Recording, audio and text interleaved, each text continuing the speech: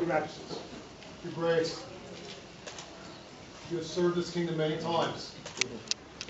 At this exact moment, there's nothing appropriate for us to give you except our thanks for a job well done. Concerning the matter of Duke Edward Grey of Lochleven, hear now the words of Omega and Etheldreda, King and Queen of the East and overlords of Tirmara. Equity wills and reason ordains, with all insistence, that we should enumerate all the mind and habits of Duke Edward, thrice King of the East, which exceeds all faculties, and for which indeed the vein of Mantuan genius would seem insufficient enough. Nevertheless, we shall communicate what we know. If anyone would know what manner of man King Edward was, the glory that he obtained, and of how many lands he was lord, then we describe him as we have known him, we who have looked upon him and who once lived at his court.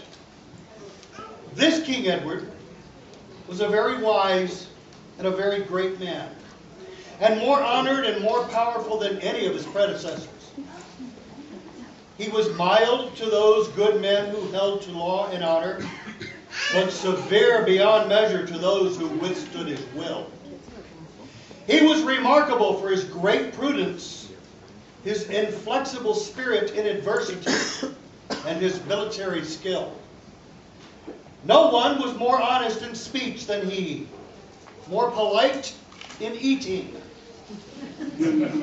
more moderate in drinking, no one more magnificent in gift-giving, no one more munificent in alms-giving. And therefore his name is like poured oil, and the entire church of saints describes the alms of such a one. King Edward was peaceable, victorious in war, glorious in peace. He was zealous for the things to be desired in this world, and he procured peace for his people. He considered whatever pertained to the peace of his people in whatever he spoke and whatever he did. So that his people could rest, he incessantly took on enormous labors. It aimed to the prosperity of his people that he called councils, that he made laws, that he made friendships. In walls, in ramparts, in fortifications, in ditches, in enclosures of wild beasts and fish, and in places there was no one more subtle and no one more magnificent to be found. When, according to the custom of the kingdom, he had the role in elevations of the most important and powerful, he always had his hands pure and free from all venality.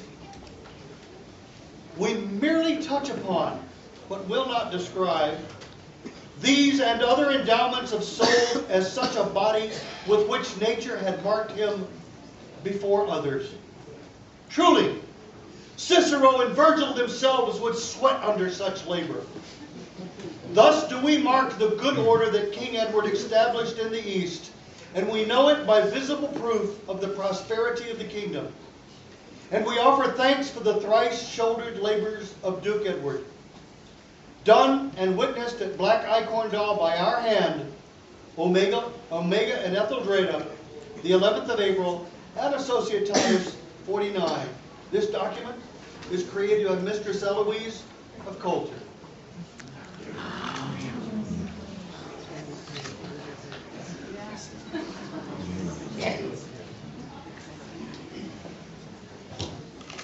Edward, you have served this kingdom very well, and you have set for us a very high bar and example to follow. And I, for one, will strive to do my best and expect to still hear your counsel over these next few months if we do set us straight from the path that we have before.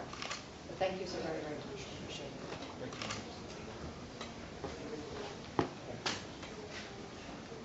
For Duke Edward, 3 times king! Vivat!